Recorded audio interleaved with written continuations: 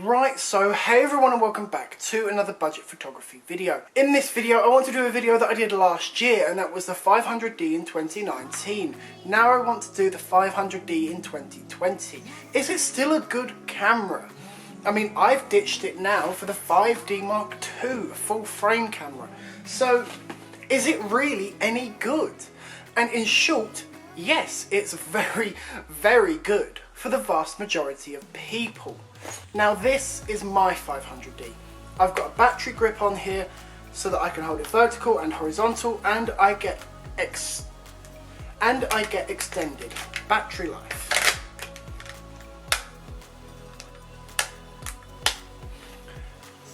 Now, is it good at low light?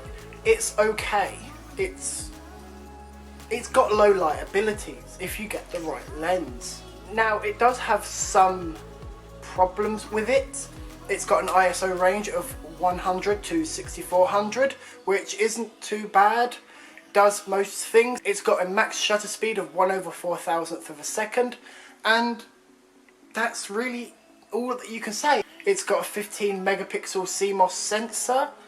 It's Canon. What really more can you say? It's a good camera, to be fair. Great for beginners and for a secondary camera.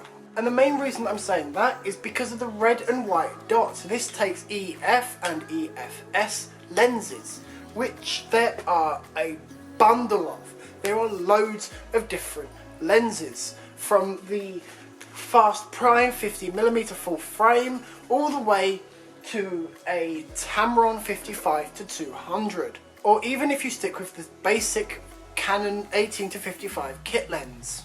Canon glass and Canon colours are still second to none. And that's why I held on to this thing for so long, because I still really love it. It's still a good camera. Do I use it anymore? No, I don't. This has been retired now. It might come out every now and then if I'm doing a portrait shoot and I need a backup camera, like if I'm on a wedding or something. If I need a secondary camera, it might come out, maybe, but there's a slim possibility of that.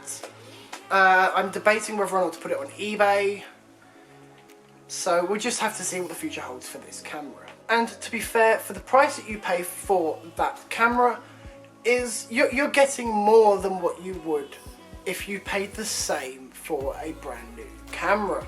That camera I picked up for around £150 from a local shop around here a few months ago. And I got the 500D body, a 18 to 55, a 27 to 80 I think it was, zoom lens, and I then went out and bought a battery grip for it, so that I could basically kind of max it out. One thing that I would say to do with this camera when you get it is to get Magic Lantern for the 500D. That will far exceed the capabilities that Canon has already given the camera.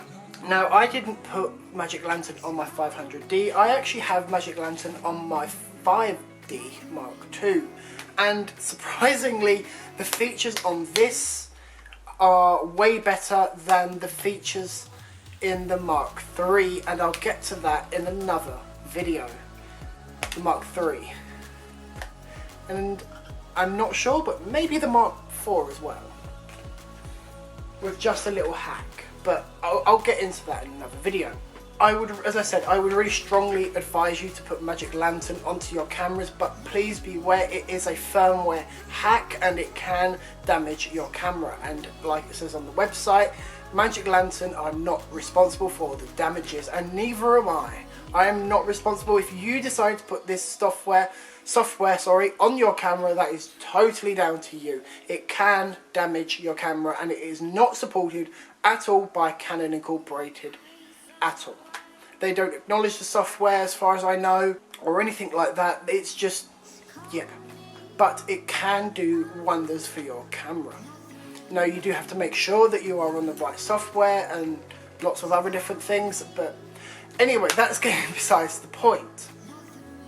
So, The 500D in 2020, is it still a good camera? Yes, it is still a good camera. If you can get a low shutter count one, because this, like the 5D Mark II, is now getting old. So if you do get a 500D, make sure that the shutter count is nice and low. There are two ways that you can do it that I know of. You can either use Magic Lantern or you can use an online app that will assess one of the pictures that you've taken, make sure it's a raw format, get the shutter count from the image. But for me, the Magic Lantern is a better way to do it. Also, another thing, with this camera now being over 10 years old, the batteries in it are going to be crap. Especially if you use the original battery. That battery is now 10 years old. And the lithium polymer or the lithium ion, whichever one it uses, is going to be basically dead. So my strong advice is to get more batteries, whether that be from Canon or from a third party. I get all my batteries from third parties because it's just cheaper. And I use a battery grip, so this thing lasts forever! Anyway, for a beginner or as a secondary camera, the 500D works wonders. Thanks for joining me in this video, and I'm sorry this has been so rushed. I'm recording this on the day that I'm publishing it. I've got about an hour to edit this, roughly. So it should be fun. Thanks for joining me, and I'll see you on Wednesday where hopefully the video won't be as rushed.